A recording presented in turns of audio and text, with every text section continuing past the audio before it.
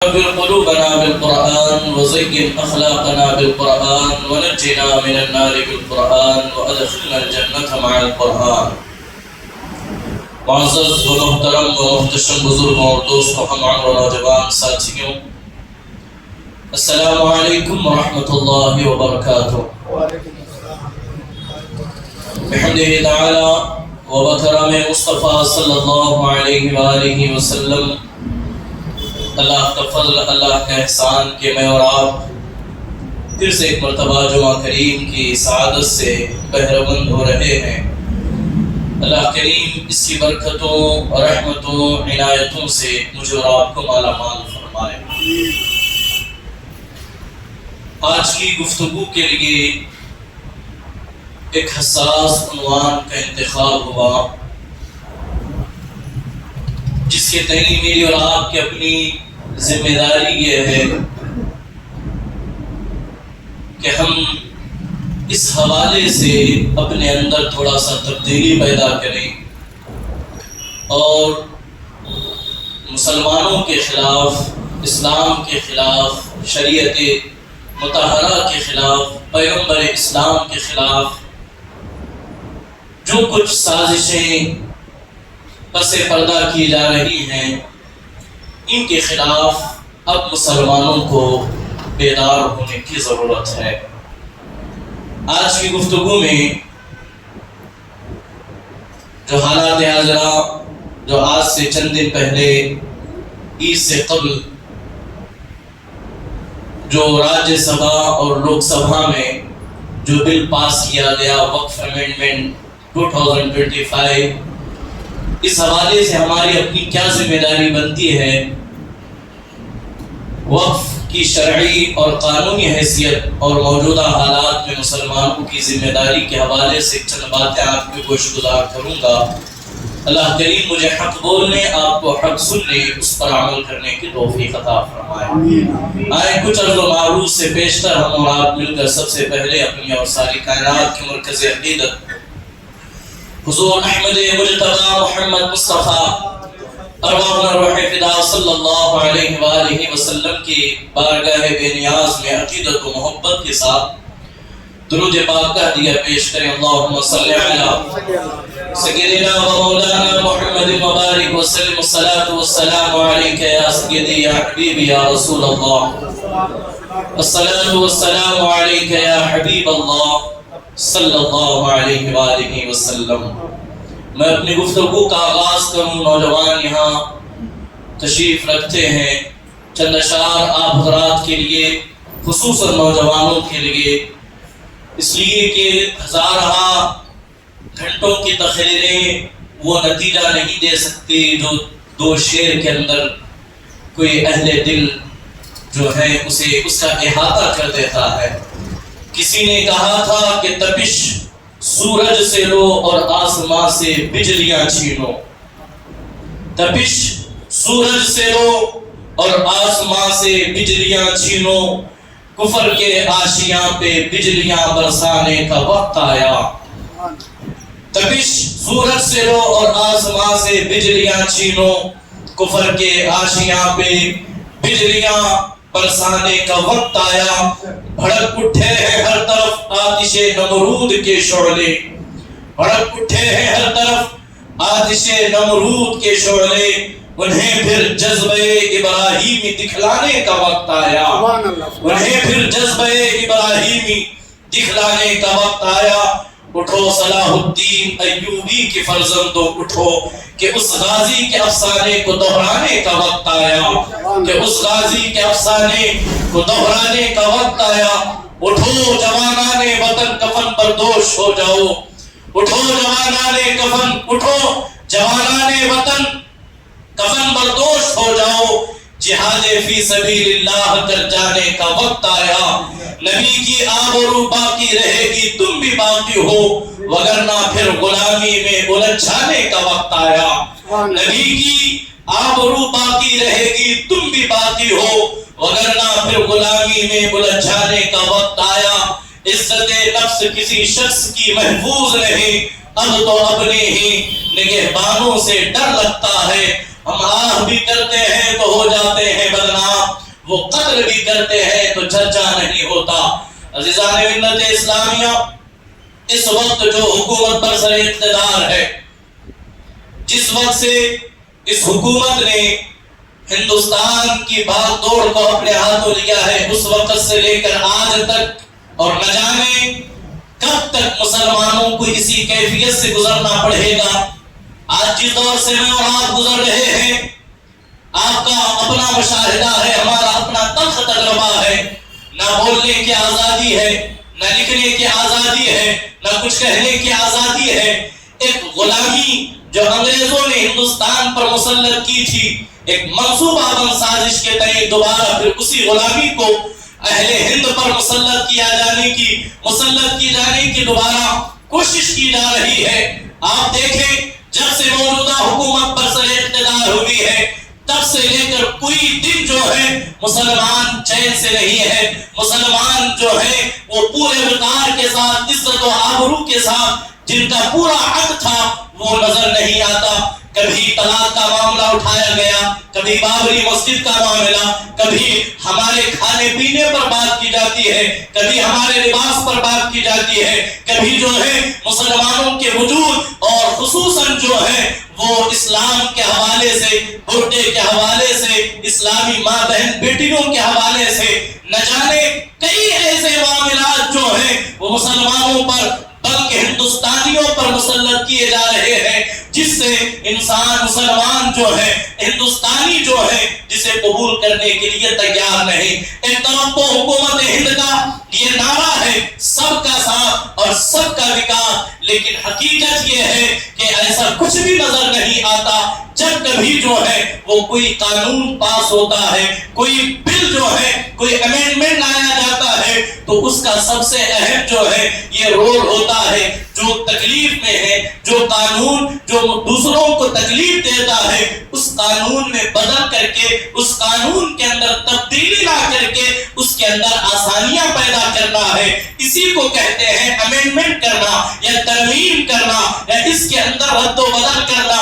لیکن موجودہ حکومت روز اول سے لے کر اب تک نہ جانے کئی ایسے بل لا کر کے وہ یہ کہتی ہے کہ ہم مسلمانوں کے ہت میں، مسلمانوں کی فائدے کی بات کرتے ہیں، ہم مسلمانوں کے آسانی کی بات کرتے ہیں۔ میں حکومت ہند کو ہی کہنا چاہوں گا کہ وہ بل جو آپ مسلمانوں کے ہت میں اور مسلمانوں کی فائدے کی بات جس میں آپ کہہ رہے ہیں، حالانکہ اس میں مسلمانوں کا رائی کے دانے کے برابر بھی ہمیں اس میں فائدہ نظر نہیں آتا۔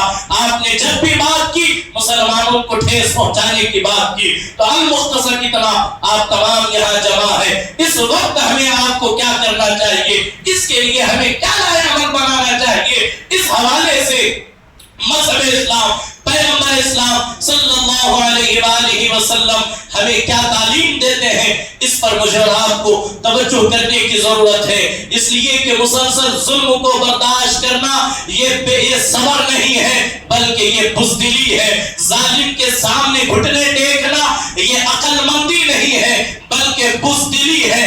بلکہ بڑھ کر کے کہو، عقل مند وہ ہے جو بڑی سے بڑی طاقت کے سامنے گرچہ نہتا ہو، گرچہ تنہا ہو، وہ ڈٹ کر کے کھڑا ہو جاتا۔ نامرد وہ ہوتے ہیں جو طاقت کو دیکھ کر گھٹنے ٹیک دیتے ہیں۔ الحمدللہ مسلمان روز اول سے لے کر آج تک اور انشاءاللہ صبح قیامت تک آج بھی وہ مسلمان موجود ہیں جو کسی ظالم کی حمایت کو تسلیم نہیں کرتے، جو کسی ظالم کی قیادت کو قبول نہیں کرتے، جو کسی جابر کے سامنے، جو کسی ظالم کے سامنے وہ گھٹنے ٹیکنے کو اور اس کی قیادت کو تسلیم کرنے کے لیے آج بھی تیار نہیں۔ جب حکومتیں اپنی روش بدلے گی، ہمارے درمیان سے اللہ تبارک و تعالی کچھ لوگوں کو پیدا کرے گا جو ان کی مخالفت کرتے رہیں گے۔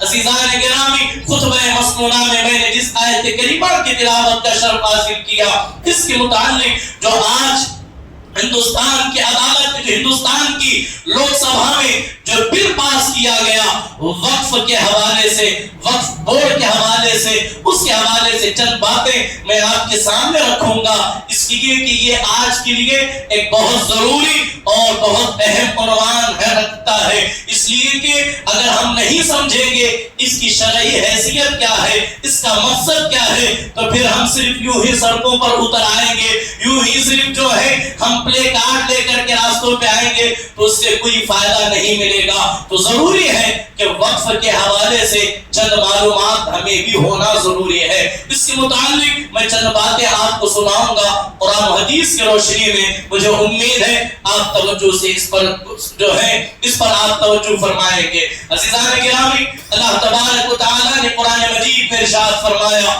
لن تنالوا البر حتى تنفقوا مما تحبون، تم لوگ نیکی کو نہیں پہنچ سکتے جب تک اپنا پسندیدہ مال راہ خدا میں نہ خرچ کرو۔ یعنی کہ نیک لوگوں کی پہچان قرآن میں یہ بتائی گئی کہ وہ یتیموں، نادروں اور پر جو ہے بیواؤں اور مسکینوں پر اپنا مال خرچ کرتے ہیں۔ اللہ کے رسول علیہ السلام نے ایک نظام امت مسلمہ کو دیا، ایک نظام جو ہے اپنے غلاموں کو یہ دیا کہ کس طرح ہم ایک دوسرے کی مدد کر سکتے ہیں، کس طرح ہم ایک دوسرے کے ساتھ کھڑے رہ سکتے ہیں اس وقت جب ہمارا بھائی پریشان ہو، جب ہمارا پڑوسی پریشان ہو، یا پھر جس ملک میں ہم ہیں وہاں جب ہم پریشان ہو تو کس طرح ہم ایک دوسرے کی مدد کر سکتے ہیں۔ تو اس حوالے سے وقف کے حوالے سے جو آج سوشل میڈیا پر، نیوز چینلوں پر اور پرنٹ میڈیا پر جو طوفان بدتمیزی کیا جا رہا ہے وقف کو لے کر کے،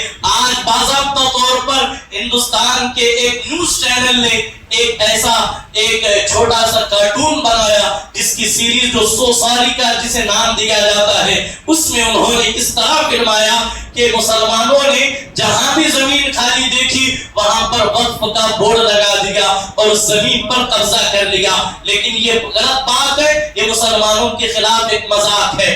ہم تاریخ کا مطالعہ کرتے ہیں وقف کب سے ہے اور وقف سب سے پہلے روئے زمین پر کس نے وقف کیا اور وقف کسے کہتے ہیں، اس حوالے سے چند باتیں آپ توجہ فرمائیں۔ رسول کائنات علیہ السلام نے ارشاد فرمایا، جو قرآن مقدس کی آیت کریمہ میں نے تلاوت کی کہ تم لوگ نیکی کو نہیں پہنچ سکتے جب تک اپنا پسندیدہ مال اللہ کی راہ میں نہیں خرچ کرتے۔ دوسرے مقام پر اللہ کا کلام کہتا ہے وَآتُوا الْمَالَ عَلَىٰ حُبِّهِ ذَوِي الْقُرْبَىٰ وَالْيَتَامَىٰ وَالْمَسَاكِينَ وَابْنِ السَّبِيلِ وَالسَّائِلِينَ وَفِي الرِّقَابِ، وہ لوگ جو اپنا پسندیدہ مال رشتہ داروں، یتیموں، مسکینوں، مسافروں اور سائلوں اور غلاموں کی آزادی کے لیے دیتے ہیں، وہ مال اللہ کو بہت پسند ہے۔ اس لیے کہ آقا کونین علیہ السلام نے فرمایا تمام اعمال انسان کے مرتے ہی انسان کے اعمال کا، نیکیوں کا سارا معاملہ ختم ہو جاتا ہے، لیکن چند ایسے اعمال ہیں، بلکہ 3 ایسے اعمال ہیں جسے مرنے کے بعد بھی اس کا ثواب، اس کا نیکیاں اس بندے کو ملتی رہتی ہیں، جس کے حوالے سے یہ کیا جاتا ہے۔ سب سے پہلے صدقہ جاریہ، دوسرا وہ علم جس سے لوگوں کو فائدہ پہنچے، اور تیسری ایسی اولاد جو والدین کے لیے دعا کرے۔ بات سمجھ میں آئی؟ صدقہ جاریہ، مثال کے طور پر آپ نے اپنے گھر کے سامنے یا محلے کے چوراہے پر ایک پانی کے آپ نے ٹنکی لگائی تاکہ آنے جانے والے لوگ اس سے استفادہ کریں، اور آپ نے یہ کہا کہ یہ ہمیشہ کے لیے لوگوں کی بھلائی کے لیے کام ہے، تو آپ نے وقف کر دیا۔ آپ جب زندہ رہیں گے تب بھی اس کا ثواب آپ کو ملتا رہے گا، جب آپ اس دنیا سے رخصت ہو جائیں گے جب تک وہ چیز باقی رہے گی تب تک جو ہے اس کا ثواب آپ کو ملتا رہے گا۔ اس کی صدقہ جاریہ کا ایک چھوٹا سا حصہ اور خلاصہ یہ ہے۔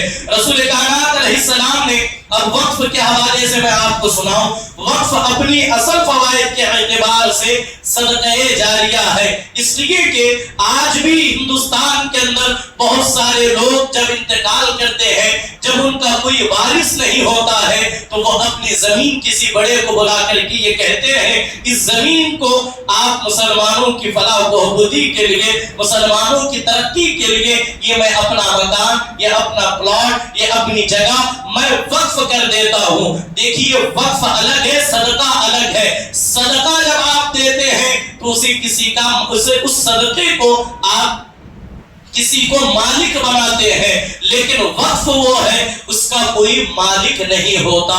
اس کا مالک صرف اور صرف اللہ کی ذات ہے، اس کا کوئی مالک نہیں ہوتا.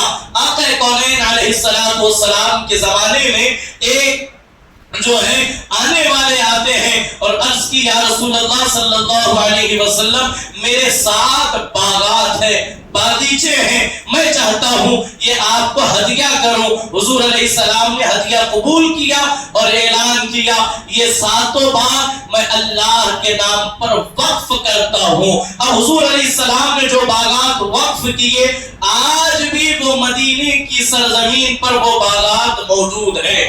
وقف اسے کہتے ہیں جسے نہ بیچا جا سکتا ہے، جسے نہ خریدا جا سکتا ہے، اسی کا نام وقف ہے. اب یہاں پر دوسری جب تک آقا کونین علیہ السلام نے جب تک آپ ظاہر حیات رہے تو یہ وقف کا ایک نظام مسلمانوں کو بتایا. اور پھر سے میں آپ کو یہ بات بتاؤں، صدقے کا مالک ہوتا ہے، وقف کا کوئی مالک نہیں ہوتا.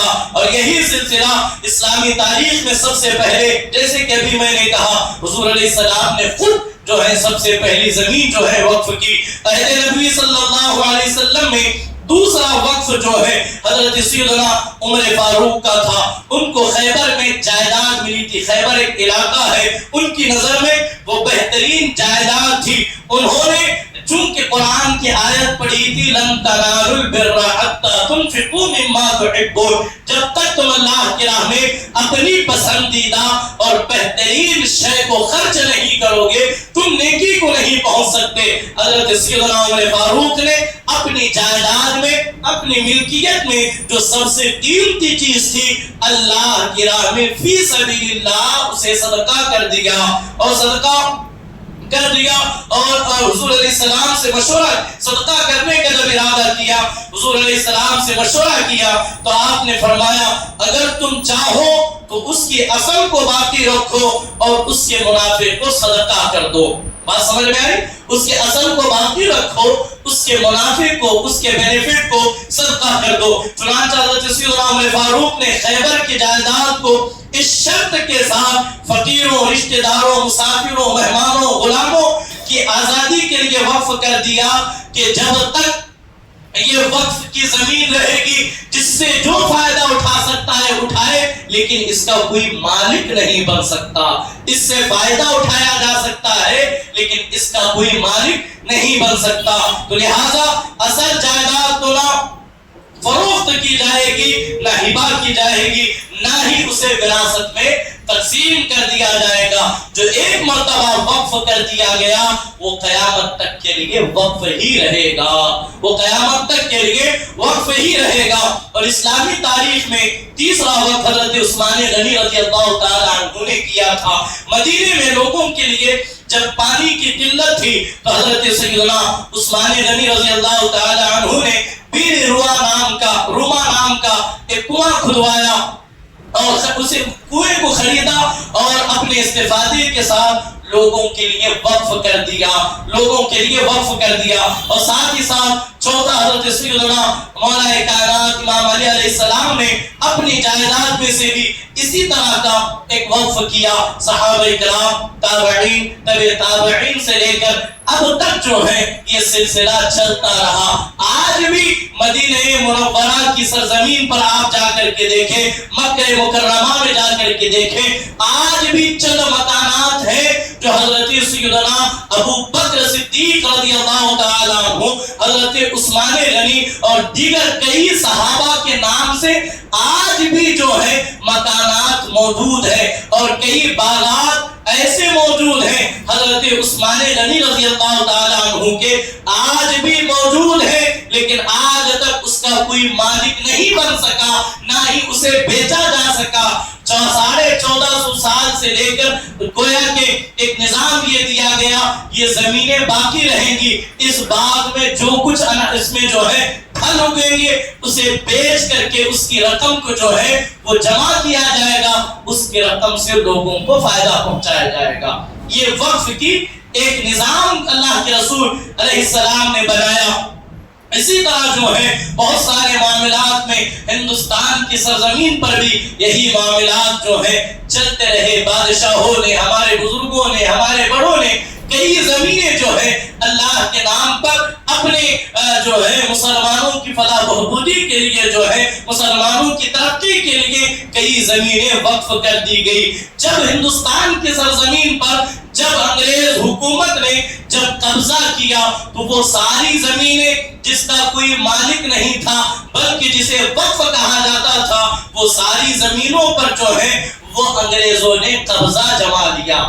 یہ بات ہے 1957 میں جب انگریزوں نے مسلم حکومت کا خاتمہ کر کے اقتدار پر قبضہ کیا تو حکومت کی تمام زمینوں کو ان کی جو ملکیت میں چلی گئی تھی اور بہت سی جائیداد پر، وقف کی جائیداد پر قبضہ کر لیا، اور مسلمانوں کے احتجاج کرنے پر انہوں نے باقی وقف کی جائیداد پر مسلمانوں کے حوالے وہ کر دی، اور 1863 ایکٹ دفعہ 20 کے تحت وقف کی جائیداد کی تبعیت مسلمانوں کے حوالے کر دی گئی۔ یعنی کہ ہر دور میں وقف کے حوالے سے ایک ناکام سازش کی جاتی رہی کہ کسی نہ کسی طرح ان زمینوں پر ہم قبضہ کر لیں۔ آزادی ہند کے بعد اوقاف کی جائیداد کی حفاظت کا مسئلہ پھر درپیش ہوا۔ جب ہندوستان آزاد ہوا، جس وقت انگریزوں نے وقف کی جائیداد پر قبضہ کر کیا تو اس وقت مسلمانوں نے احتجاج کر کے ان زمینوں کو واپس لیا اور پھر سے اپنے طور پر وہ زمینیں استعمال میں آتی رہی۔ آزادی ہند کے بعد جب ہندوستان کو آزادی ملی، پھر یہ مسئلہ درپیش ہوا تو حکومت ہند نے 1954 میں مسلم وقف ایکٹ کو منظور کیا۔ اس میں وقف کی زمینوں کو کس طرح حفاظت کی جا سکتی ہے، کس طرح اس کے لیے ایک ضابطہ، ایک قانون بنایا گیا۔ تو المختصر اتنا، وقت کے ساتھ ساتھ اس قانون کے اندر بدلاؤ آتا رہا، جیسی جیسی ضرورت پیش آتی رہی ویسا ویسا قانون لگایا جاتا رہا۔ اسی طرح جو ہے 1969 میں اور ساتھ ہی ساتھ جو ہے کئی مرتبہ 1995 میں اور 2010 اور 2013 میں بھی اس وقف کے اندر کئی تبدیلیاں آئی، لیکن اس وقت مسلمانوں نے اس بل کی ان ترمیم کے خلاف مسلمانوں نے آواز نہیں اٹھائی۔ جب بھی اس کے اندر بدلاؤ لایا گیا، کہیں نہ کہیں وہ وقف کی جائیداد کی حفاظت کے لیے ایک مضبوط لائحہ عمل مسلمان اسے مانتے رہے۔ لیکن اس وقت وقف امینڈمنٹ بل 2025 جو لانچ کیا گیا، جسے لوک سبھا اور راجیہ سبھا میں پاس کیا گیا، اس کے اندر کئی ایسے کالے قانونوں کو اس کے اندر داخل کیا گیا جس کی وجہ سے پورے ہندوستان کے اندر مسلمان اس کے خلاف آواز اٹھا رہے ہیں۔ اٹھانا ضروری ہے، اس کے خلاف احتجاج کرنا لازم اور ضروری ہے۔ اس کی وجہ یہ ہے کہ وقف ایکٹ کے اندر بہت سارے ایسے قانون کو لاگو کیا گیا ہے جس کا سمجھنا میرے اور آپ کے لیے ضروری ہے۔ میرے پاس جو ہے 15 ایسے قانون ہیں، میں ایک کے بعد دیگر آپ کو پڑھ کر کے سناؤں گا، آپ فیصلہ کریں کہ اس کے خلاف آواز اٹھانی ضروری ہے، اس کے خلاف احتجاج کرنا ضروری ہے۔ سب سے پہلے جو قانون مجوزہ جو آج قانون بنایا گیا 2024 کے دفعہ 1 میں یہ قانون بنایا گیا، وقف ایکٹ 1995 کا نام بدل کر وقف انتظامی اختیارات کارکردگی اور ترقی ایکٹ رکھ دیا گیا۔ وہ نام جو 2 لفظوں میں تھا اسے 2 لائنوں میں کر دیا گیا۔ اب آپ مجھے بتائیں، جب اس وقف کا نام ہی بدل دیا جائے گا تو ہماری آنے والی جنریشن کو وقف کے بارے میں کیسے معلومات فراہم ہو سکتی ہے؟ دیکھتے ہی دیکھتے وقف کا نام ہی ختم کر دیا جائے گا۔ تو ضروری ہے یہ طویل نام لوگوں کے ذہن، آج یہ منصوبہ کیا گیا اس کے اندر، یہ لمبا نام لوگوں کے ذہن و دماغ سے وقف کو اوجھل اور بے اثر کر دے گا۔ اس لیے مختصر وقف ایکٹ کے نام میں تبدیلی نہ کی جائے، یہ ضروری ہے۔ جو نام اس کا ہے وہی نام رکھا جائے۔ اور یہ سوشل میڈیا اور دیگر پلیٹ فارم سے یہ بھی سننے میں آ رہا ہے وقف کو وقف کا نام وقف بدل کر کے اس کا نام امید رکھا جا رہا ہے۔ اب یہ جو موجودہ حکومت ہے نہ جانے انہوں نے کتنے شہروں کے اور کتنی سٹیوں کے نام بدلے ہیں، انہیں وقف کا نام بدلنے میں دیری نہیں لگے گی۔ تو ضروری ہے آج ہم بیدار ہو جائے۔ وقف کی حفاظت کرنا یہ میرے لیے آپ کے لیے ضروری ہے۔ کیوں ضروری ہے؟ یہاں ایک نقطہ آپ کے ذہن میں رکھوں۔ مسلمان 2014 سے لے کر اب تک مسلمانوں کی ڈیوٹی ایک ہی ہے کہ وہ دھرنا کرتے رہے، ایک ہی ہے کہ وہ اسٹرائک کرتے رہے، وہ سڑکوں پر اترتے رہے، وہ کام دھندا وہ ایجوکیشن سب چھوڑ کر انہی کے پیچھے لگ جائیں۔ ایک منصوبہ بند سازش ہے۔ دیکھیں اب تک جتنے احتجاجات ہم کرتے رہے یا نارسی کو لے کر کے، سی اے کو لے کر کے، طلاق کے معاملے کو لے کر کے، ایک اب تک کے جو معاملات تھے وہ مجھ سے اور آپ سے وابستہ تھے۔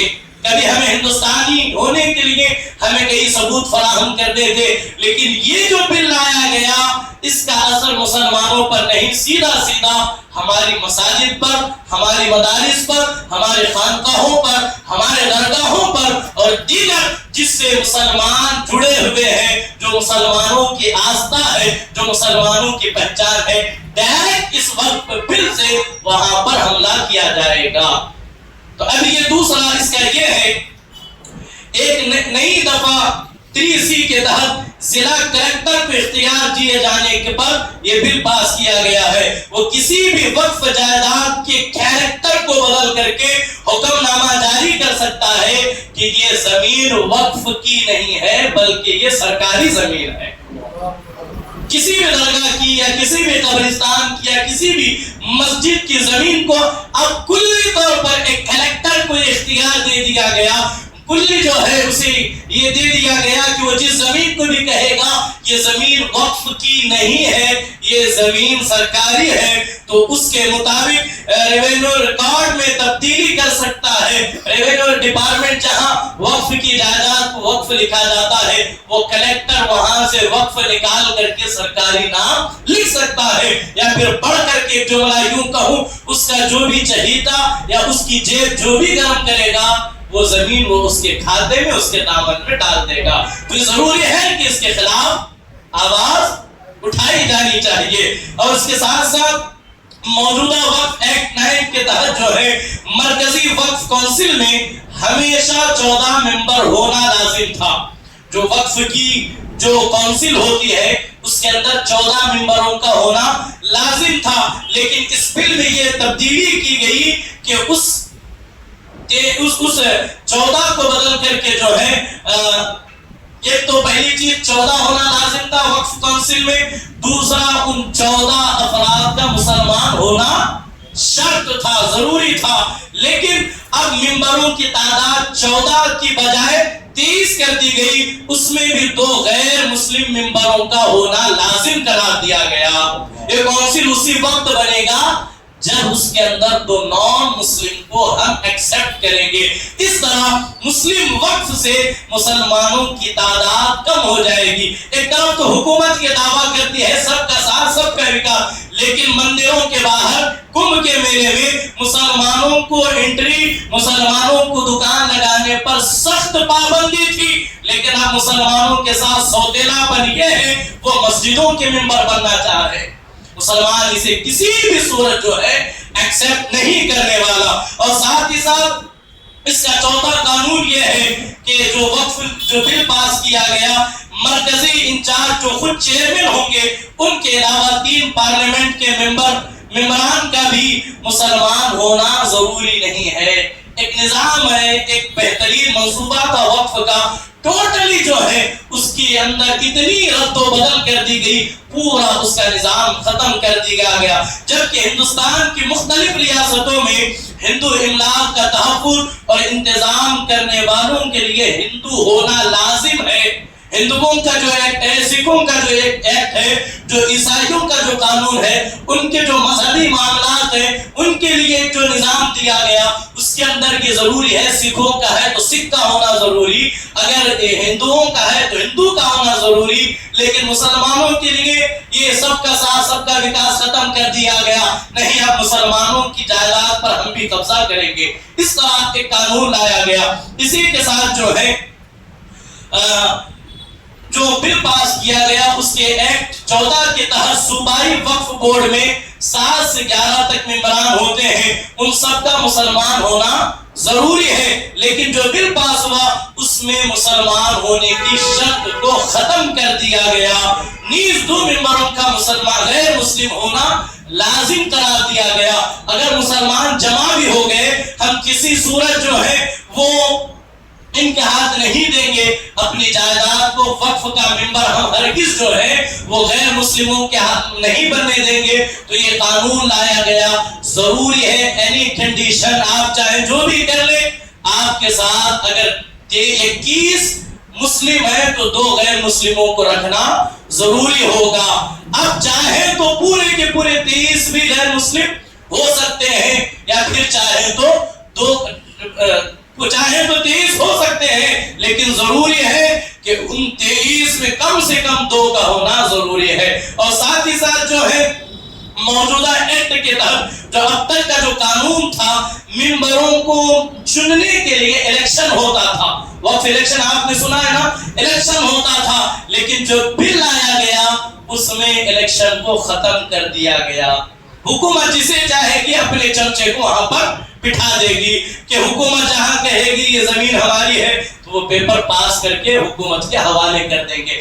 گویا کہ بہت ساری ابھی اس کے اندر باتیں موجود ہیں، اس کے اندر جو ہے ڈسٹرکٹ کلیکٹر کو اختیار دیا گیا کہ وہ 9 ساری زمینوں کا جائزہ لے گا، وہ جس زمین کو کہہ دے گا کہ یہ زمین وقف کی نہیں بلکہ حکومت کی ہے تو اس کے کہنے اور اس کے لکھنے پر وہ زمین وقف کی ہو جائے گی۔ تو یہ سارے کالے کا قوانین جو اس کے اندر داخل کیے گئے، قریب 40 اس کے اندر جو ہے وہ قانون لائے گئے، جو ایک کے بعد دیگر آپ کو سنانا ابھی جو ہے اس کی وقت اجازت نہیں دیتا۔ المختصر اتنا آپ ضرور سمجھ لیں، جو قانون پاس کیا گیا وہ قانون مسلمانوں کے فائدے، مسلمانوں کی مفاد کے لیے نہیں ہے بلکہ مسلمانوں کی مخالفت میں ہے۔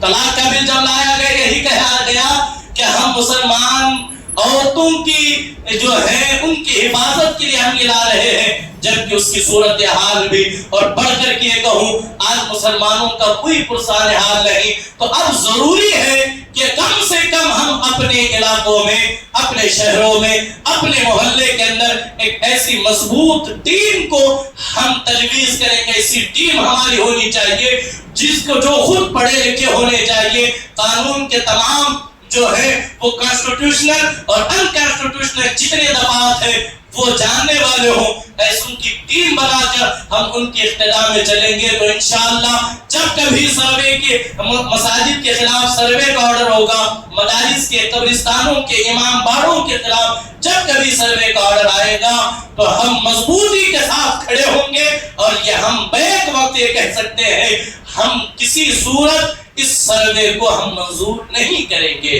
اس طرح اگر ہم کریں گے تو ہو سکتا ہے کہ ہم اس کالے قانون کی مخالفت کر سکتے ہیں۔ بہت ساری باتیں ہیں، اللہ کریم مجھے اور آپ کو اس پر عمل کی توفیق دے۔ اب یہاں چند چیزیں میں آپ کے گوش گزار کرنا ضروری سمجھتا ہوں۔ ابھی چند دن پہلے بیجاپور کی سرزمین پر ایک بدبخت انسان جسے کرسی ملی ہے اس نے حضور علیہ السلام کی شان میں گستاخی کی، گویا کہ ایک منصوبہ بند سازش کی گئی کہ مسلمانوں کو ہم سکون سے رہنے نہیں دیں گے، بیٹھنے نہیں دیں گے، جینے نہیں دیں گے۔ ایسے وقت میں میں سمجھتا ہوں کہ وہ احتیاط آج جب ہم بولتے ہیں تو ہمیں پیچھے سے کہا جاتا ہے کہ حضرت ذرا آرام سے بولے، کیس بک کر دیا جائے گا، یہ ہوگا، وہ ہوگا، یہ ہوگا۔ نہ جانے کب تک ہم اس طرح اب ہم اپنے آپ کو سنبھال کر کے رکھیں گے۔ اس لیے میں بڑی ذمہ داری کے ساتھ عرض کر رہا ہوں، وہ احتیاط جو مسلمانوں کو بزدل، ڈرپوک اور نامرد بنا دے، وہ احتیاط ہمیں نہیں چاہیے، وہ احتیاط ہمیں نہیں چاہیے۔ یوں بھی کسی نہ کسی دن تو مرنا ضرور ہے، کیوں نہ ہم اپنے اندر یہ بیداری پیدا کریں۔ 4 دن کی زندگی اگر ہے 2 ہی دن جیئیں گے، لیکن پوری جرأت کے ساتھ جو ہمارا حق ہے ہم اپنے حق کے ساتھ جیئیں گے۔ اس لیے کہ ہندوستان کا جو کانسٹیٹیوشن ہے، ہمیں پہلے ہی صفحے پر یہ کہا گیا کہ ہر شہری کو پوری آزادی کے ساتھ بولنے کا بھی حق ہے، لکھنے کا بھی حق ہے، اور اپنے مذہب پر پوری ذمہ داری کے ساتھ چلنے کا حق ہے۔ جو کانسٹیٹیوشن نے جو ہمیں رائٹ دیا ہے، جو اختیار دیا ہے، کسی مائیکل لال میں اتنی ہمت نہیں وہ ہمارا حق ہم سے چھین سکتا ہے۔ میں بڑی ذمہ داری کے ساتھ عرض کروں، یہ وہ دور ہے، اس دور میں ہمارا حق کوئی لا کر تھالی میں سجا کر ہمیں نہیں دے گا۔ ہمارا حق ہمیں چھیننا پڑے گا، ہمارا حق ہمیں لینا پڑے گا۔ اگر ایسا نہیں ہوگا ہماری بعد کی نسلیں ہماری قبروں کا بھی نام و نشان بھول جائے گی، اس لیے کہ وہ یہ کہنے پر مجبور ہوگی کہ ہمارے آبا و اجداد نے کیا کیا۔ اگر وہ اس وقت اگر مضبوط ہو کر ان کے خلاف آواز اٹھاتے تو آج ہم غلامی کی زندگی نہیں گزارتے۔ اور یاد رکھیں، وہ پرہیز، وہ احتیاط جو حالات کے سامنے ہمیں جھکا دے، وہ پرہیز سے ہمیں کوئی فائدہ نہیں ہوگا۔ اس لیے کہ اور ساتھ ہی ساتھ وہ صبر جو مسلسل ہم پر ظلم کے پہاڑ توڑ رہا ہو، ایسا صبر بھی ہمیں فائدہ نہیں پہنچائے گا۔ اور ساتھ ہی ساتھ اب ضروری ہے کہ پھر سے امام حسین کے مشن کو زندہ کیا جائے۔ امام حسین کا مشن یہی ہے، جب ظالم پوری طاقت و قوت کے ساتھ، جب کمزوروں کے خلاف، جب صبر کرنے والوں کے خلاف جب آتا ہے، تو پھر اللہ تبارک و تعالیٰ ان کی حمایت کے لیے پھر سے جو ہے وہ اللہ فرشتوں کی فوج کو دنیا پر آج بھی اتارے گا۔ لیکن شرط ہے مسلمان اپنے آپ کو تیار تو کرے، مسلمان بیدار تو ہو، مسلمان میدان میں تو اترے۔ اس لیے کہ جب ایسی حکومت آئی ہے جو ہمارا جینا جسے برداشت نہیں، ہمارا کھانا پینا برداشت نہیں، تو ضروری ہے کہ اس حکومت ہند کے آنکھوں میں آنکھیں ملا کر ہم کانسٹیٹیوشن کی بات کریں گے، ہم دائرے کے اندر رہ کر ہم اپنے حق کی بات کریں گے۔ مجھے امید ہے یہ چند معروضات ہیں، اگر آج بیدار نہیں ہوں گے تو پھر جو ہے گزشتہ جمعہ بھی میں نے یہی کہا تھا، آج بیدار نہیں ہوں گے، آج اپنے حق کے لیے آواز نہیں اٹھائیں گے تو پھر ہمیں تاریخ دوسرا موقع نہیں دے گی۔ یہ قصہ رجیب ابھی نہ تمام ہے، جو کچھ ہوا بیان وہ آغاز باب ہے۔ ظلم ہوتا رہے گا، ہمیشہ ظلم کے خلاف آواز اٹھائی جاتی رہے گی، ظلم ہوتا رہے گا، ہمیشہ مسلمانوں کے اندر کوئی صلاح الدین ایوبی پیدا ہوگا، کوئی شہاب الدین غوری پیدا ہوگا، کوئی ٹیپو سلطان پھر سے پیدا ہوگا، کوئی پھر سے اورنگزیب عالمگیر پیدا ہوگا۔ یہ وہ لوگ ہیں جن کا نام سن کر آج بھی کفر کے ایوانوں کے اندر زلزلے پیدا ہوتے ہوئے نظر آتے ہیں۔ تو مسلمانوں کو، خاص کر نوجوانوں کو ضرورت ہے کہ اپنے کردار کو ان جیسا کردار بنا لے، اپنے کردار کو مضبوط بنا لے۔ تمہارا وقار، ہماری عزت، ہمارا ناموس اتنا بلند ہونا چاہیے کہ نام سن کر کے ہی جو ہے وہ غیروں کے دل تھرانے لگے۔ اللہ کریم میرے کہنے میں، آپ کے سننے میں جو بھی غلطیاں